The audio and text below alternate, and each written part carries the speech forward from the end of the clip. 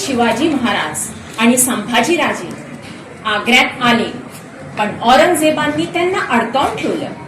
औरंगजेब म्हणाले, शिवाजी, तुम्ही इकडून कधीच जाऊ नाही शकत। खरे राजे कधीच घाबरत नाही। सैनिकांनो, त्यांच्यावर कडक लक्ष ठेवा।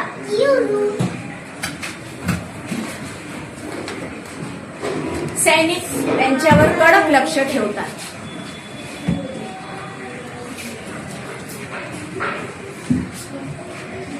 तेव्हा संभाजी राजे शिवाजींशी बोलतात, बाबा, मला घरी जायचे आहे। प्लीज बाबा, आपण नक्की जाऊ। कसं? आपण टोपल्यात लपून जाऊ। वा वा, छान। वाहणारे टोपले आणतात। छत्रपती शिवाजी महाराज आणि संभाजी राजे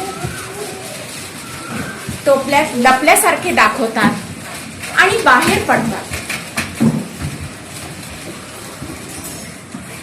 बाबा, आपण बाहेर आलो। हो, आपण जिंकलो।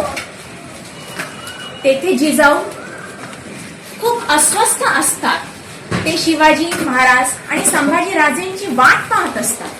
शिवगा, शिवगा, शिवगा, शिवगा।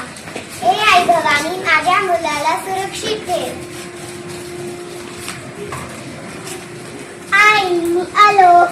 आजी, मी आलो। शिवगा, तू खूप शूर आणि बुद्धिमान होतास, म्हणून आज तू परत आला। हे सगळे तुझ्यामध्ये शक्ती झालं आहे। अशा प्रकारे शिवाजी महाराजांनी धैर्य आणि बुद्धीने आग्र्यातून सुटका केली। जय शिवाजी! जय शिवाजी! थँक्यू।